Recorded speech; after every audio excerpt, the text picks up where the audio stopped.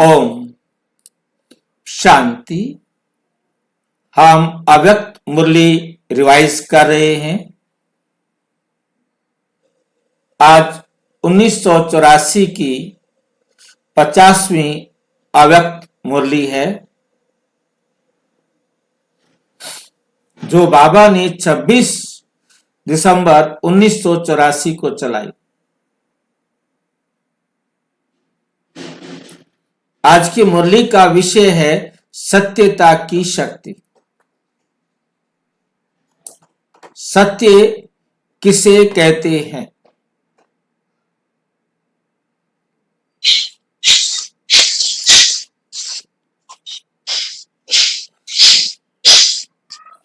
सत्य बाप जो बतलाते हैं।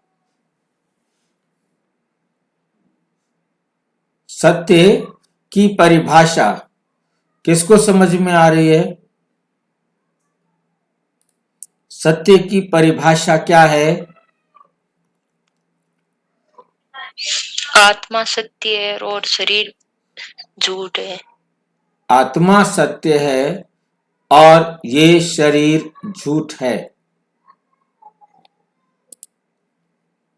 जो था है और रहेगा। जो था है और रहेगा, उसे सत्य कहा जाता है।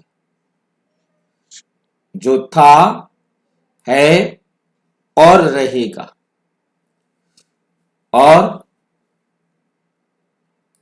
जो शाश्वत है। जो शाश्वत है या सनातन है, अविनाशी है।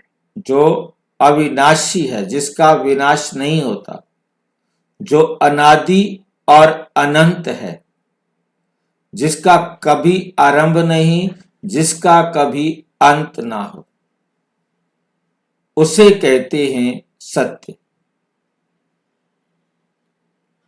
सत्य की परिभाषा समझ में तब आती है जब हमें झूठ का भी पता हो। कौन झूठ की परिभाषा बताएगा? जो विनाशी है वो झूठ है। जिसका आरंभ और अंत है वो असत्य है। जिसका आरंभ हो गया उसका अंत निश्चित है। जो आरंभ हो गया उसका अंत निश्चित है। यह हमें बहुत अच्छी तरह से समझना चाहिए। जो अनादि है, अविनाशी है, जिसका आरंभ नहीं, जिसका अंत नहीं, जो हमेशा था, है और रहेगा, उसे शाश्वत कहा जाए, उसे सनातन कहा जाए, एक ही बात है। तो हमें सत्य की परिभाषा समझ में आ गई है और इस सत्यता की शक्ति को हम समझेंगे। हम आत्मा है, ये सत्य है, ठीक है कि नहीं? अब इस सच्चाई को समझने से क्या ताकत मिलती है वो हम आज देखेंगे। बाबा कैसे हमें इस सच्चाई की शक्ति का अनुभव कराते हैं। सर्वशक्तिमान बाप आज विशेष दो सत्ताओं को देख रहे हैं। एक है राज सत्ता और दूसरी है ईश्वरीय सत्ता। एक है राज सत्ता और दूसरी है ईश्वरीय सत्ता। दोनों सत्ताओं का अब संगम है। दोनों सत्ताओं का अब संगम। अब संगम पर विशेष पाठ चल रहा है। राज्य सत्ता हलचल में है। राज्य सत्ता हलचल में है। क्या मतलब है हलचल का? आप पूरे वर्ल्ड के अंदर देख रहे हैं राजनीति की अवस्था कि सारी दुनिया आज एकदम एक ऐसी अवस्था में चल रही है जहां किसी को भी शांति नहीं। स्थिरता नहीं। आज राजगद्दी पर बैठा है, कल नहीं है। अभी अभी राजगद्दी पर बैठता है और अभी उतार दिया जाता है।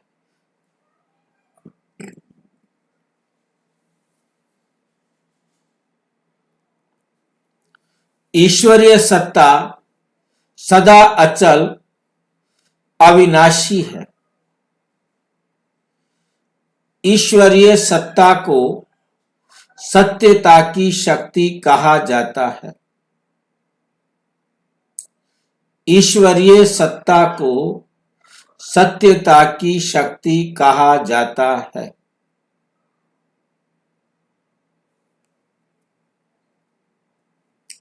क्योंकि देने वाला सत्य बाप, सत्य शिक्षक, सत्य गुरु है।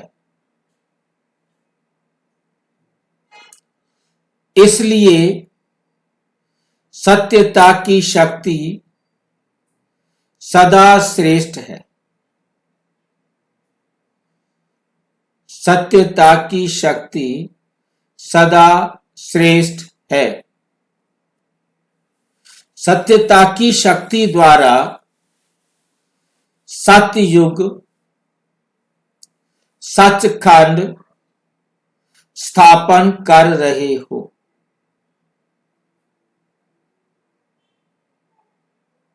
सत्य अर्थात अविनाशी भी है, तो सत्यता की शक्ति द्वारा अविनाशी वर्षा, अविनाशी पद प्राप्त करने वाली पढ़ाई, अविनाशी वरदान प्राप्त किए हैं। इस प्राप्ति से कोई भी मिटा नहीं सकता।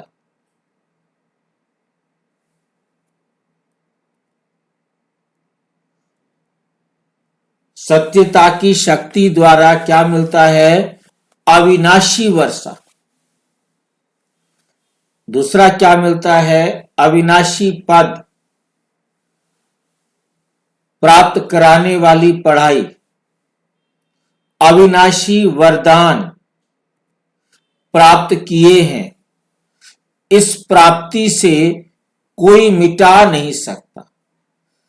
आत्मा को अविनाशी होने के कारण कोई मिटा नहीं सकता। सत्यता की शक्ति से सारी विश्व आप सत्य की शक्ति वालों का भक्ति मार्ग में आदि से अंत तक अविनाशी गायन कितना गान करती है? भक्तों का, भक्त जो है अपने इष्ट देवों का, उनमें जो सत्यता की शक्ति थी उसी के आधार पर उसका अविनाशी गायन करती है। गायन कभी खत्म नहीं होता। त्रेता, द्वापर और कलयुग में शुरू से लेके अंत तक उनका जो गायन चलता ही आ रहा है।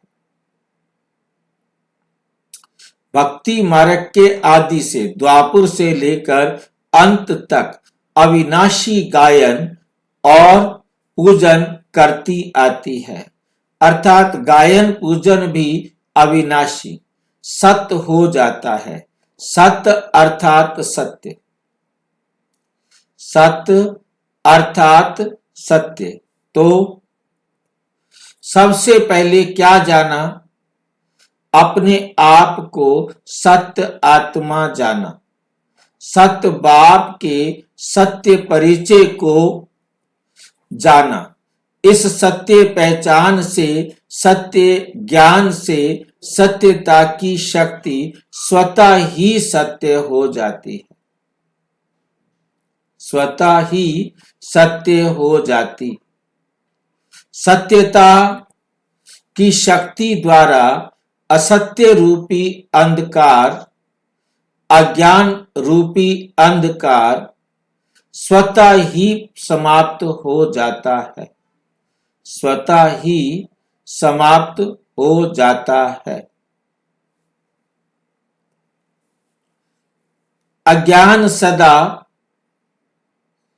असत्य होता है, अज्ञान सदा असत्य होता है, ज्ञान सत्य है। ज्ञान सत्य है, सत्य है। इसलिए भक्तों ने बाप की महिमा में भी कहा है, सत्यम शिवम सुंदरम।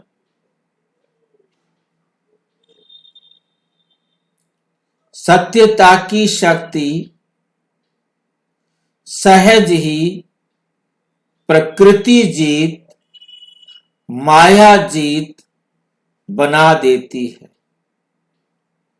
जब हम सत्य पर चलते हैं, सत्य पर चलने से सत्यता की शक्ति मिलती है। सत्य स्मृति में रहने से सत्य शक्ति बढ़ती है।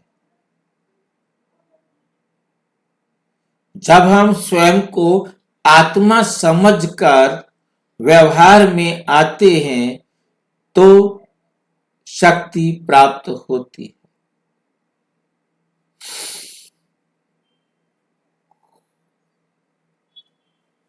माया जीत बना देती है।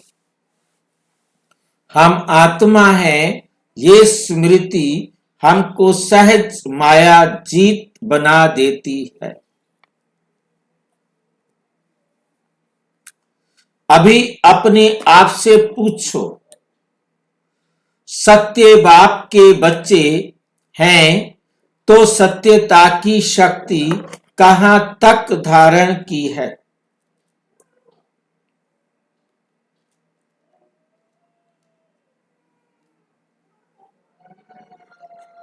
सत्यता की शक्ति कहां तक धारण की है? सत्यता के शक्ति की निशानी है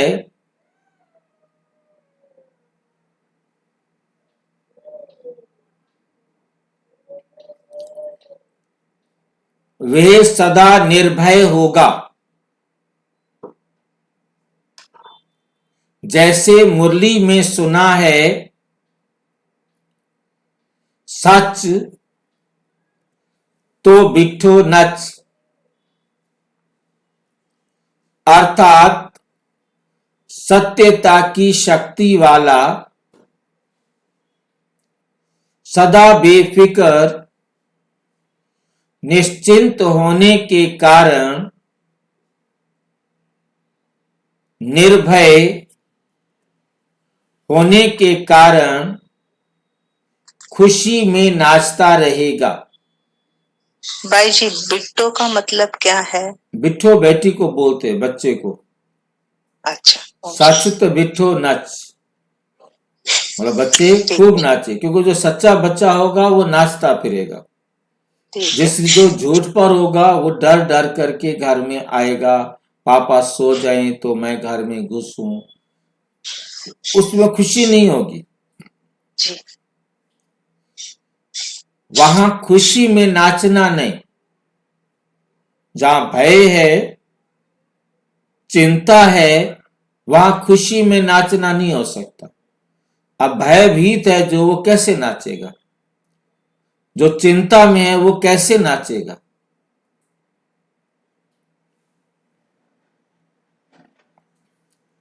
निर्भय होने पर ही, निश्चिंत होने पर ही, क्योंकि सत्यता शक्ति वाला क्या रहता है? सदा बेफिक्र, निश्चिंत, निर्भय। क्योंकि सच पर जो चल रहा है उसे भय नहीं हो सकता, उसे कोई चिंता या फिक्र नहीं हो सकती। इसलिए खुशी में नाचता रहेगा। और जहां भय है, चिंता है, कोई भी हो, किसी भी कारण से भय है, अब उसे कहो कि तू नाच, वो नहीं नाच सकता।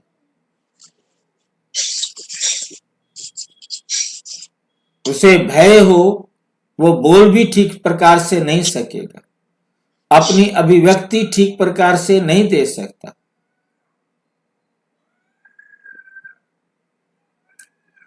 चिंता है, वहां खुशी में नाचना नहीं। अपनी कमजोरियों की भी चिंता होती है। अपने संस्कार व संकल्प कमजोर हैं तो सत्य मार्ग होने के कारण मन में अपनी कमजोरी का चिंतन चलता जरूर है। कमजोरी मन की स्थिति को हलचल में जरूर लाती है।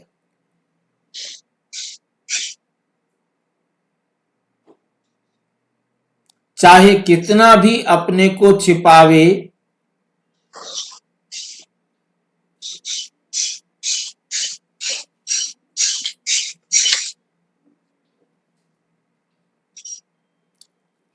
वह आर्टिफिशियल अल्पकाल के समय प्रमाण,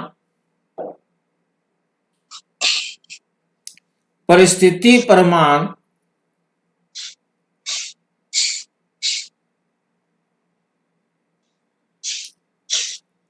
बाहर से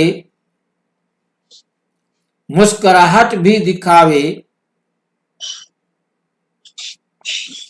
लेकिन सत्यता की शक्ति स्वयं को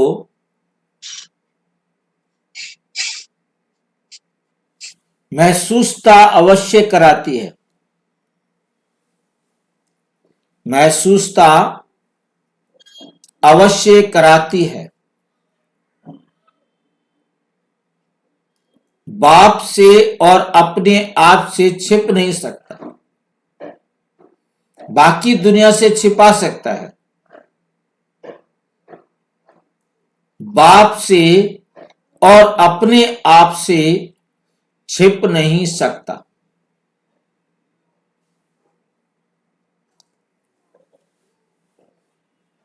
दूसरों से छिप सकता है, चाहे अलबेलेपन के कारण अपने आप को भी कभी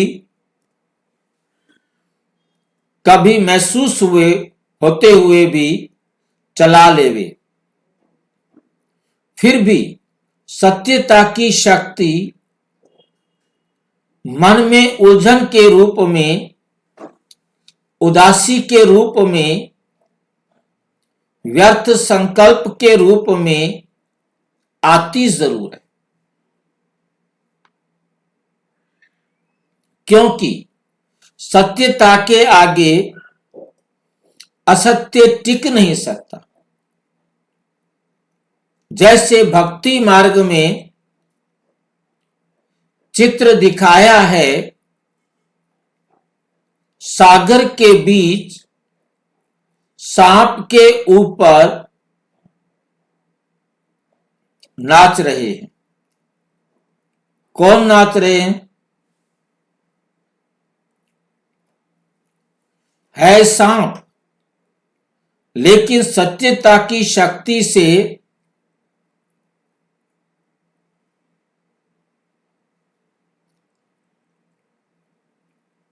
सांप भी नाचने की स्टेज बन जाते हैं।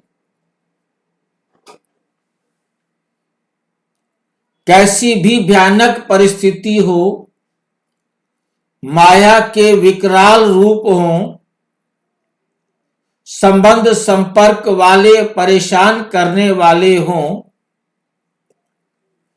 वायुमंडल कितना भी जहरीला हो, लेकिन सत्यता की शक्ति वाला इन सबको खुशी में नाचने की स्टेज बना देता है। तो ये चित्र किसका है? किसका चित्र है जो सांप के ऊपर नाच रहा है?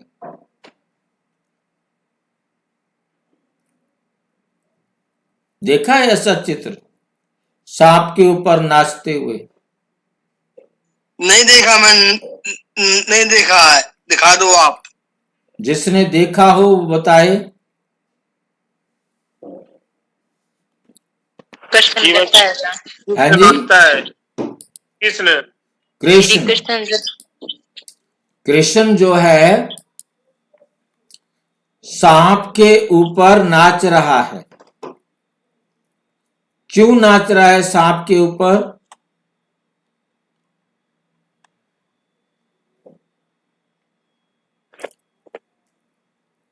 सांप के ऊपर कृष्ण क्यों नाच रहा है?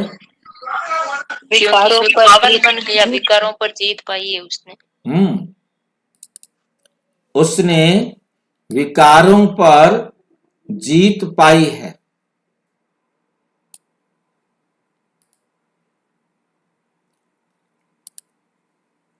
तो यहां हम देख रहे हैं कि सांप जो है सांप ने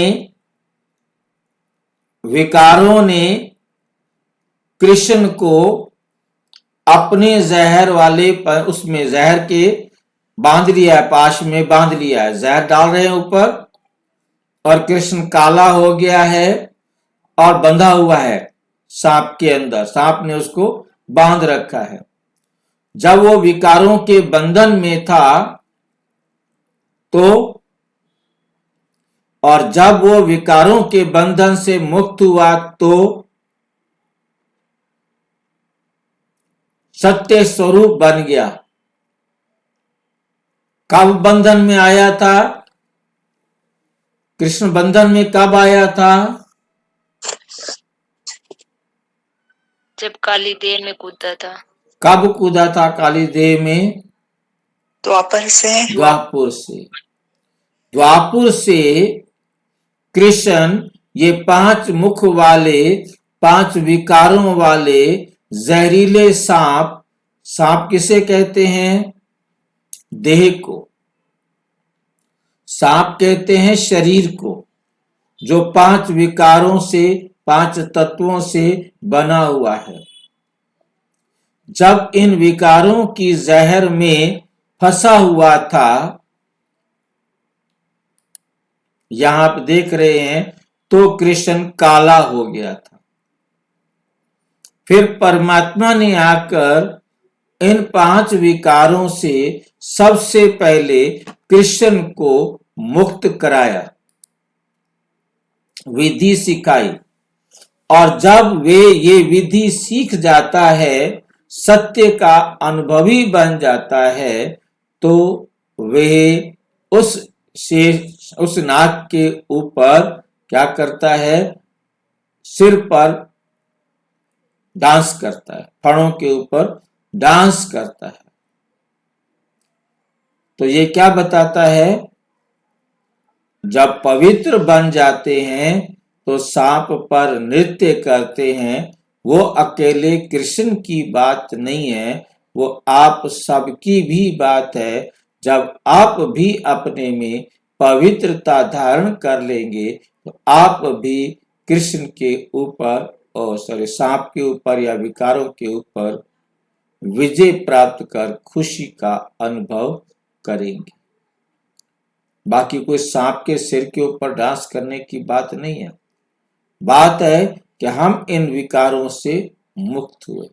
जो नहीं हुए वो रो रहे हैं, वो दुखी हैं, किसी न किसी प्रकार का दुख उनको लगा हुआ है।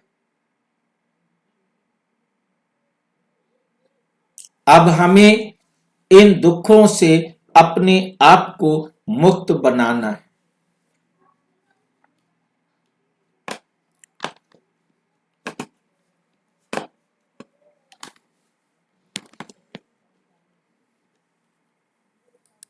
मुक्त कैसे बनाएंगे भाई जी? तो ये चित्र किसका है? ये आप सभी का है ना? सभी कृष्ण बनने वाले हैं, इसी में हाथ मुझे उठाते देखा हैं भाई ना? जी। आप यहाँ ज्ञान लेने के लिए क्यों आए हैं?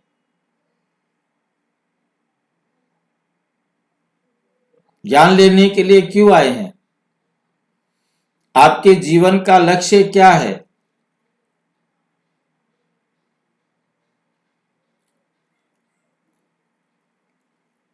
बताओ भाई, आपके जीवन का लक्ष्य क्या है? पावन बनना आत्मा को। और भाई जी देवी देवता बनना, लक्ष्मी नारायण बनना। लक्ष्मी नारायण देवी देवता पावन बनने से पहले हमें क्या बनना होगा? ब्राह्मण, फरिश्ता। और विष्णु ब्राह्मण चतुर्भुज। फरिश्ते के बाद हैं जी विष्णु चतुर्भुज। विष्णु चतुर्भुज। विष्णु चतुर्भुज या श्री कृष्ण। हम यहाँ पर विष्णु चतुर्भुज और श्री कृष्ण बनने के लिए आए हैं। जब हम ये बनेंगे तो हम डांस करेंगे। अब कैसे बनेंगे? रोज टाइम पर आकर मुरली सुनेंगे, सिर्फ नमस्ते करने नहीं आएंगे। मुरली हम ध्यान से सुनेंगे, उसको अच्छी तरह धारण करेंगे, तब हम ना डांस करेंगे। अब ये भी कहा, हमें सांप पर डांस नहीं करना। हमें बाबा ने क्या कहा है कि कैसी भी परिस्थिति आएगी, कैसा भी आपके घर में दुख आएगा, कुछ भी होगा, आप नाचते रहेंगे, आप खुश रहेंगे, आप वाह वाह कहते रहेंगे। बच्चे सामने मर जाएंगे, आप कहेंगे वाह वाह बहुत अच्छा। माँ मर जाए तो भी अच्छा, बाप मर जाए तो अच्छा, कोई भी कुछ भी हो जाए, मकान गिर जाए बहुत अच्छा, गाड़ी टूट जाए बहुत अच्छा, अपना शरीर टूट जाए तो भी अच्छा। नहीं, अच्छा नहीं है। आपको अच्छा कभी नहीं लगेगा, क्योंकि आपको ये समझ में नहीं आया अभी। जब आप ये समझ जाएंगे तब कहेंगे ये अच्छा है। क्योंकि होनी होकर रहे, अनहोनी ना होए। इसलिए आप ये छोटे छोटे अपने प्रश्नों पर विराम दे। ठीक है कि नहीं? क्योंकि आपने 7 डेज कोर्स अच्छी तरह नहीं किया। इसलिए अभिषेक भाई जी अपने आप को थोड़ा सा शांत रखें। ठीक है, ठीक भाई जी। ठीक है, अच्छी तरह 7 डेज कोर्स करो।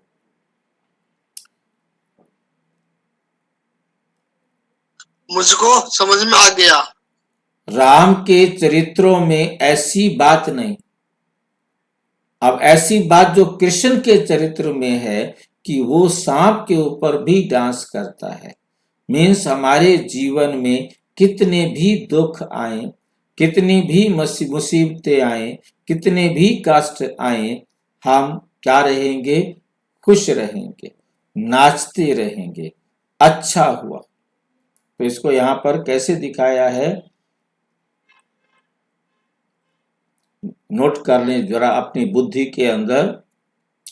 कैसी भी परिस्थिति हो भयानक, कैसी खाली सिर्फ नहीं, कैसी भी भयानक परिस्थिति हो, माया के विकराल रूप हों, संबंध संपर्क वाले परेशान करने वाले हों, परिवार वाले आपके ऊपर अच्छी तरह जुल्म कर रहे हों, कितने भी वो जुल्म करें, जिनको अपना समझते हो, वायुमंडल कितना भी जहरीला हो, चारों तरफ सारा वातावरण, वायुमंडल मीन्स वातावरण कितना जहरीला हो, मार काट कत्लेआम चल रहा हो, लेकिन सत्यता की शक्ति वाला, स्वयं को आत्मा समझने वाला इन सब को खुशी में नाचने की स्टेज बना देता। अच्छा, वेरी गुड, बहुत अच्छा, नाचेगा वो यहां पर।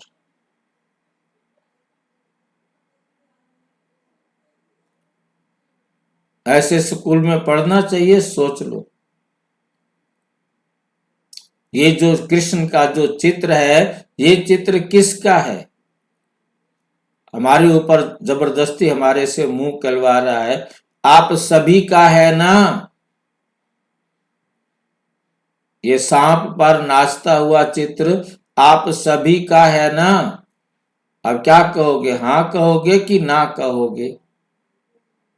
हाँ जी हाँ भाई जी। हाँ हाँ जी हाँ जी भाई है। जी। फंसा के हाँ करवाइए, क्या करे अब? बाबा कह रहा भाई जी तब तो कहना ही है। अब क्या करे, बाबा कह रहा है, सबके सामने कहलवा रहा है। अकेले में करता तो बात करते, अकेले में तो 10 प्रश्न और पूछ लेते। अब सबके सामने क्या करें? अब तो हाँ करनी पड़ेगी। हाँ गने हाँ हाँ अरे भाई प्लीज आप चुप करो। सभी कृष्ण बनने वाले हैं, इसी में हाथ उठाते हैं। हम सभी क्या बनने के लिए आए हैं? यहाँ कृष्ण बनने के लिए आए हैं, इसलिए हाथ उठाते हैं ना। राम के चरित्रों में ऐसी बातें नहीं, रामायण में ऐसी बातें नहीं है। उसका अभी अभी वियोग, अभी अभी खुशी।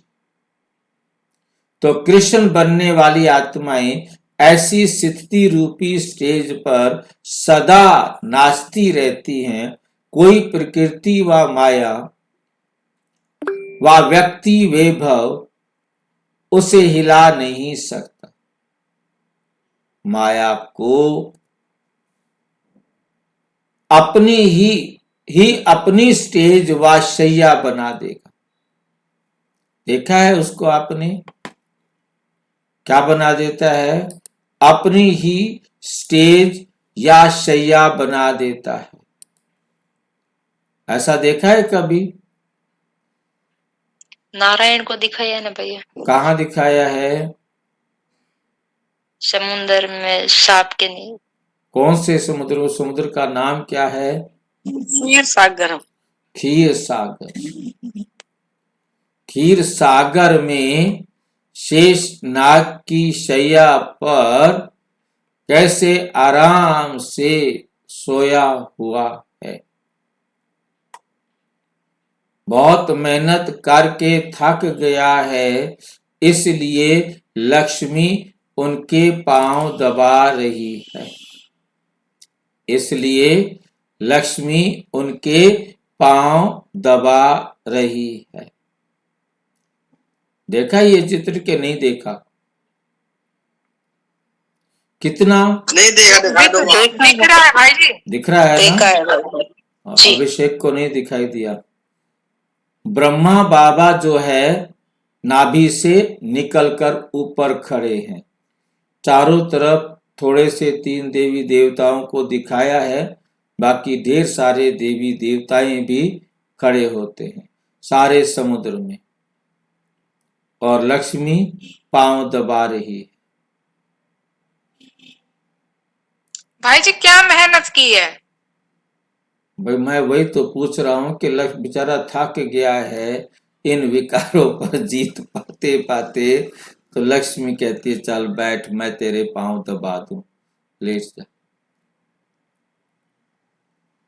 लक्ष्मी नहीं थकी थी क्या? लक्ष्मी भी तो जब कृष्ण बनी, कृष्ण को इतना मेहनत करना पड़ा, तो लक्ष्मी को भी तो मेहनत करना पड़ा ना। राधा को भी तो वही मेहनत करनी पड़ी ना। हम भी कृष्ण के साथ हैं, जितना उसकी नजदीक पहुंचने के लिए पुरुषार्थ कर रहे हैं, तो हमें भी मेहनत करनी पड़ रही है। मोहब्बत से मेहनत की है वो एक अलग बात है, परंतु मेहनत तो करनी है ना, पुरुषार्थ तो करना है। मैं मोहब्बत वाले को मतलब बुरा नहीं लगता, जो मोहब्बत नहीं करता उसको बुरा लगता है।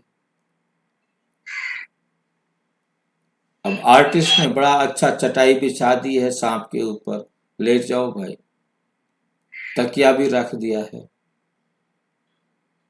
भाई जी नाभिक से ब्रह्मा को कैसे दिखाया है? विष्णु की नाभि से ब्रह्मा निकला था, वो भी तो दिखा दिया। नहीं ना तो वो नाभिक से कैसे निकलेगा? दिखा दिया है आपके सामने, कैसे निकलेगा कोई प्रश्न तो ना होता है। भक्ति मार्ग में कुछ भी दिखा दें, फिल्म में भी दिखा देते हैं। पहले छोटा सा कमल निकलता है नाभि से, फिर वो ऊपर जाता जाता है, फिर ऊपर जाकर खिल जाता है, ब्रह्मा निकल आता है।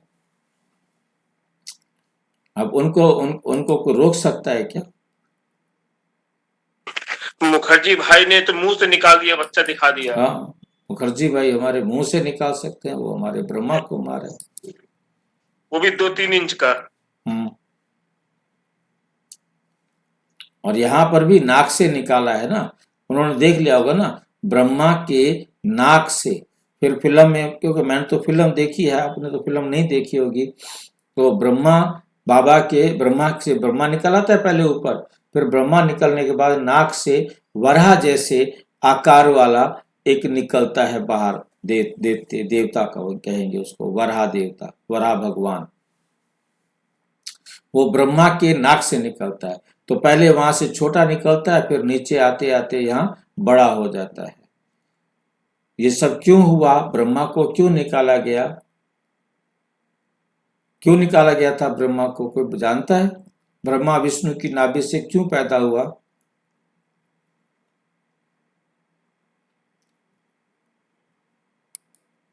ब्रह्मा विष्णु की नाभि से निकालने का पहले का सीन यही है। थोड़ा सा इस सीन में अंतर आप ये देख रहे हैं, फिल्म के अंदर दिखाया कि देवताएं आते हैं, देवताएं आकर कहते हैं त्राहि माम त्राहि माम त्राहि माम। राक्षस जो है ना हमारी पृथ्वी को पाताल में ले गए हैं, हमें बचाओ, हमें बचाओ। अब नारायण उनकी बात को सुन करके अपनी आंखें बंद कर लेते हैं। एक जादू का खेल शुरू होता है, नाभि से एक छोटा सा कमल निकलता है, फिल्म में दिखाना तो कोई बड़ी बात नहीं है ना, और फिर वो धीरे धीरे जैसे आप चित्र में देख रहे हो ऐसे कमल का फूल ऊपर जाकर खड़ा हो जाता है। डंडी वही लगी हुई है, और डंडी वही है जैसे बच्चे का नाड़ू लगा होता है ना, ऐसे डंडी वही लगी हुई है नाभि के साथ, और ये कमल का फूल ऊपर जाता है, ऊपर इसी प्रकार से धीरे से खुलता है। उसके बीच में से जैसे आप देख रहे हो, ये ब्रह्मा, देख रहे हो ना ब्रह्मा को, ठीक, दाढ़ी वाला, ये दाढ़ी वाला ब्रह्मा निकल आता है, और उनके 4 हाथ हैं, 4 मुंह हैं। और उसके बाद क्या करते हैं? उसके बाद क्या होता है? जब ब्रह्मा निकल आता है तो इनके नाक से, ब्रह्मा के नाक से क्या निकलता है? एक छोटा सा वराह निकलता है, सुअर जैसे मुंह वाला, और वो नीचे आकर बड़ा रूप कर लेता है। और फिर वो उसको कहते हैं भी पृथ्वी को लाकर देवताओं को दो। तो वो, अब यहां पर मैं थोड़ा प्रश्न आपसे पूछ लेता हूं कि ये क्षीर सागर जो है कहाँ है? क्या ये क्षीर सागर पृथ्वी पर है या पृथ्वी से कहीं बाहर है? क्योंकि उस पृथ्वी को तो वो पाताल में लेके गया है, बहुत ध्यान से समझना है। पृथ्वी को पाताल में लेकर गया है, फिर एक क्षीर सागर कहाँ है? अब वो जाता है पानी के अंदर ही जाता है वो, और पाताल में जाकर के पृथ्वी लाकर निकाल कर दे देता है। उसका एक नाक के ऊपर एक सींग होता है, उस सींग पर उसने पृथ्वी को रखा हुआ है और ला करके देता है। बाकी कहानी लंबी है कि कैसे राक्षसों को मारा, समझ लीजिए। अब उसने लाकर पृथ्वी दे दी और देवताएं जय हो करके चले जाते हैं। तो इसलिए ब्रह्मा पैदा हुआ, विष्णु ने पृथ्वी नहीं निकाली, ब्रह्मा ने पृथ्वी नहीं निकाली, ब्रह्मा के नाक से वराह अवतार हुआ और वो पृथ्वी को निकाल कर लाया। इसलिए वराह की पूजा की जाती है। वराह किसे कहते हैं, किसको पता है? सुअर को। सुअर को कहते हैं, ठीक है कि नहीं? सुअर के मुख वाला देवता, उसे वराह अवतार कहते हैं। भगवान ने वराह के रूप में अवतार लिया और राक्षसों से पृथ्वी छुड़ाकर दी। वास्तव में परमात्मा आकर ब्रह्मा के मुख से ज्ञान देकर हम सबको सत्य का अनुभवी बनाते हैं और फिर हम हर दुख, हर समस्या, हर परिस्थितियों का सहज सामना करते हैं, उसको एंजॉय करते हैं। सामना करना माना एंजॉय करना। हमारे लिए कुछ भी हो जाए, कैसी भयानक सीन हमारे सामने आ जाए, हम खुश रहेंगे। ना केवल खुश रहेंगे, खुशी में नाचते रहेंगे। हम विकारों पर विजयी बन जाते। ठीक है, तो यहाँ पर भी भाई जी, हाँ जी, वराह क्यों दिखाया है भाई जी? ब्रह्मा क्यों दिखाया? नहीं, वराह अवतार ब्रह्मा के अब ये नाक से। भक्ति के अंदर अवतार कर दिए हैं।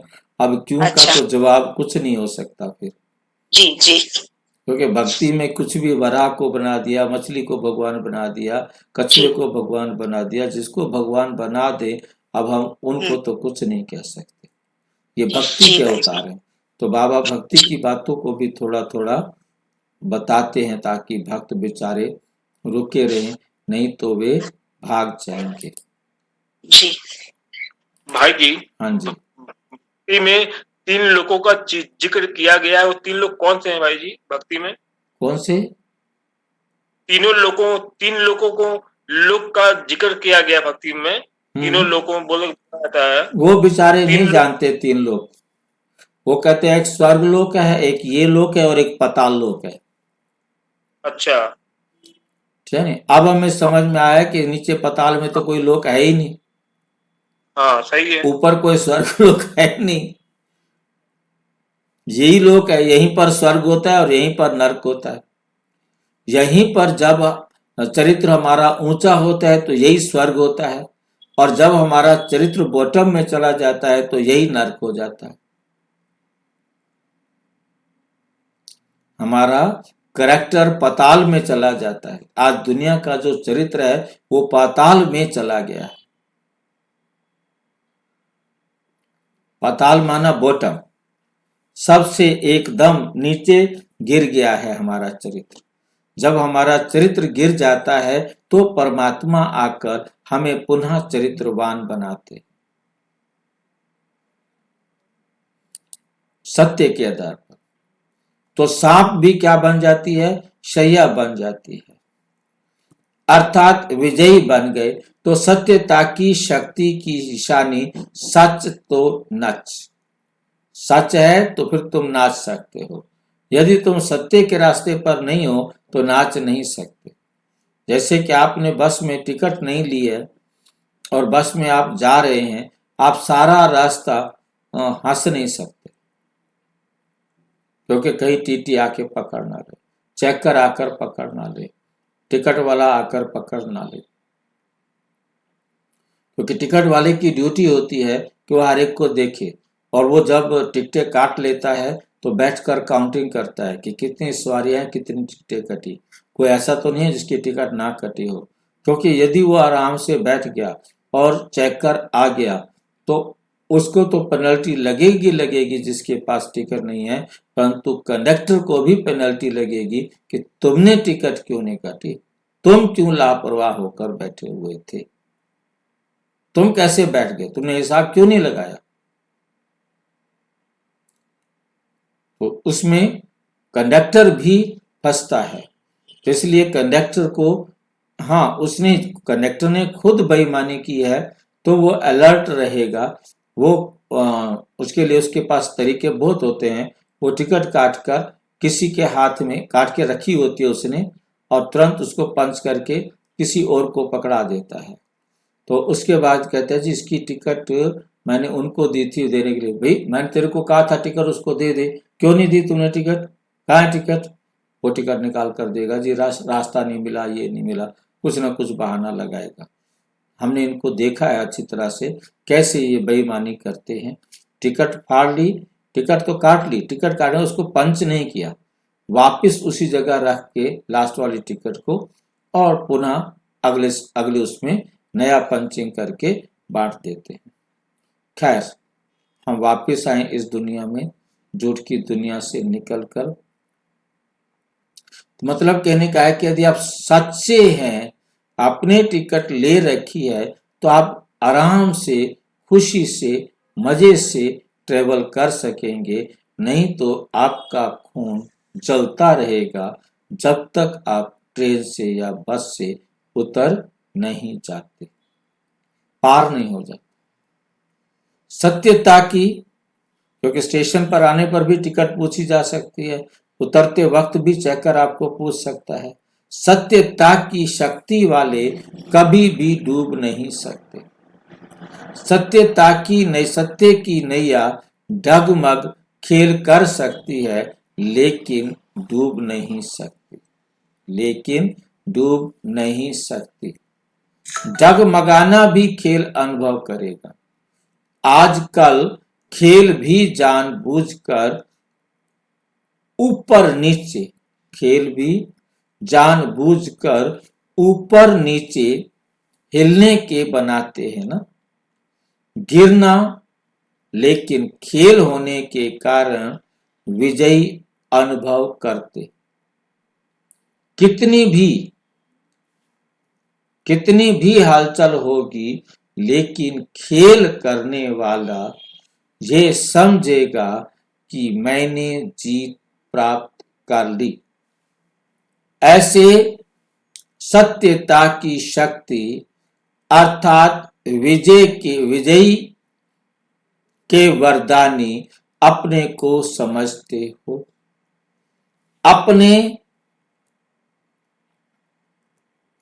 अपना विजयी स्वरूप सदा अनुभव करते हो। अगर अब तक भी कोई हलचल है, भय है, तो सत्य के साथ असत्य अभी रहा हुआ है, इसलिए हलचल में ला रहा है। तो चेक करो, संकल्प, दृष्टि, वृत्ति, बोल और संबंध संपर्क में सत्यता की शक्ति अचल है। अच्छा, आज मिलने वाले बहुत हैं, इसलिए इस सत्यता की शक्ति पर ब्राह्मण जीवन में कैसे विशेषता संपन्न चल सकते हैं, इसका विस्तार फिर सुनाएंगे। समझा? डबल विदेशी बच्चों ने क्रिसमस मनाई कि आज भी क्रिसमस है। हमने कल जो की थी 24 दिसंबर की मुरली, वो विशेष क्रिसमस पर चलाई थी। 25 के बाद फिर 26 को बाबा आ गए, तो उन्होंने आकर बताया कि कल क्रिसमस मनाई कि आज भी क्रिसमस है। ब्राह्मण बच्चों के लिए संगम युग ही मनाने का युग है। तो रोज हमारी क्रिसमस है, रोज नाचो, गाओ, खुशी मनाओ। कल्प के हिसाब से तो संगम युग थोड़े दिनों के समान है ना, इसलिए संगम युग का हर दिन बड़ा है। अच्छा,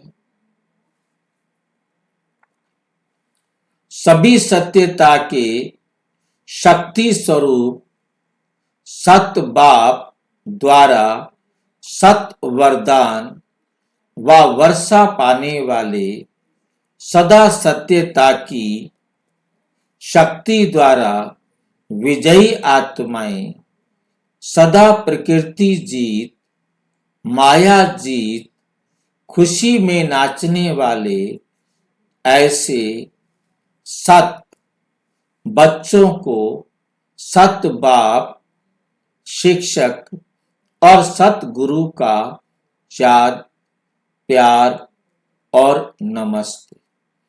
हम बच्चों का भी बाप दादा को नमस्ते, नमस्ते, नमस्ते। दादी चंद्रमणि जी, कोई जानता है आप में से दादी चंद्रमणि जी को? सुना है भाई जी। सुना है।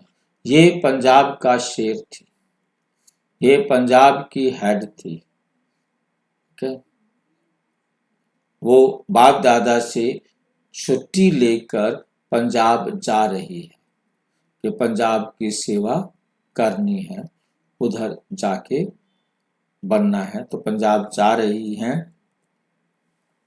सभी पंजाब निवासी सो मधुबन निवासी बच्चों को याद, प्यार स्वीकार हो। सभी बच्चे सदा ही बेफिक्र बादशाह बन रहे हो। क्यों? योग युक्त बच्चे सदा छत्र छाया के अंदर रहे हुए हैं। योगी बच्चे पंजाब में नहीं रहते, लेकिन बाप दादा की छत्र छाया में रहते, चाहे पंजाब में हो, चाहे कहां भी हो, लेकिन छत्र छाया के बीच रहने वाले बच्चे सदा सेफ रहते हैं।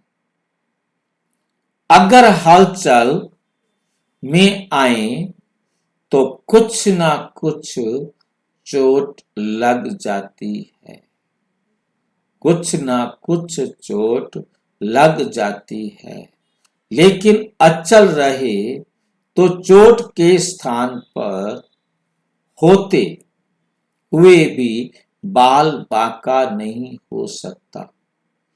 इसलिए बाप दादा का हाथ है, साथ है, तो बेफिक्र बादशाह। तो क्या होंगे? बेफिक्र बादशाह होकर रहो। खूब ऐसे अशांत वातावरण में शांति की किरणें फैलाओ। ना उम्मीद वालों को क्या करो? ईश्वरीय सहारे की उम्मीद दिलाओ। हलचल वालों को अविनाशी सहारे की स्मृति दिलाए। अचल अडोल बनाओ। यही सेवा पंजाब वालों को विशेष करनी है। पहले भी कहा था कि पंजाब वालों को नाम वाला करने का चांस भी अच्छा है। चारों ओर कोई सहारा नजर नहीं आ रहा। ऐसे समय पर अनुभव करें कि दिल को आराम देने वाले दिलाराम को शांति का सहारा देने वाली यही श्रेष्ठ आत्माएं हैं। अशांति के समय शांति का महत्व होता है। जब चारों तरफ अशांति हो, फिर किसी को शांति का अनुभव हो, तो वे उसके महत्व को समझ सकता है। तो ऐसे टाइम पर ये अनुभव करना यही प्रत्यक्षता का एक निमित्त आधार बन जाता है। तो पंजाब वालों को डरना नहीं है, लेकिन ऐसे समय पर वे अनुभव करें कि और सभी डराने वाले हैं, लेकिन ये सहारा देने वाले हैं। ऐसा कोई मीटिंग करके प्लान बनाओ। जो अशांत आत्माएं हैं उन्हों के संगठन में जाकर शांति का अनुभव कराओ। एक दो को भी शांति की अनुभूति कराई तो एक दो से लहर फैलती जाएगी, एक दो से लहर फैलती जाएगी और आवाज बुलंद हो जाएगा। मीटिंग कर रहे हैं, बहुत अच्छा, हिम्मत वाले हो, उल्लास वाले हो और सदा ही हर कार्य में सहयोगी स्नेही साथ रहे हो और सदा रहेंगे। पंजाब का नंबर पीछे नहीं है, आगे है। पंजाब शेर कहा जाता है। शेर पीछे नहीं रहते हैं, आगे रहते हैं। जो भी प्रोग्राम मिले उसमें हाँ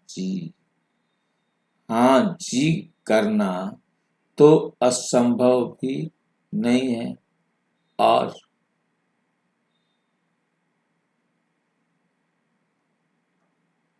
संभव हो जाएगा ना। असंभव भी क्या हो जाएगा, संभव हो जाएगा। अच्छा,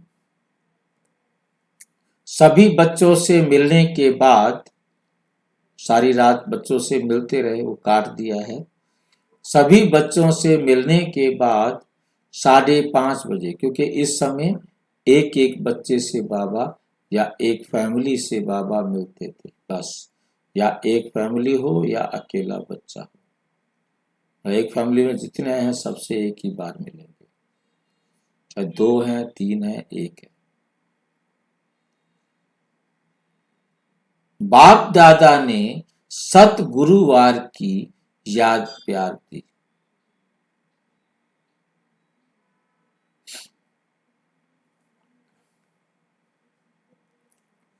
सतगुरुवार है तो उसकी याद प्यार दी।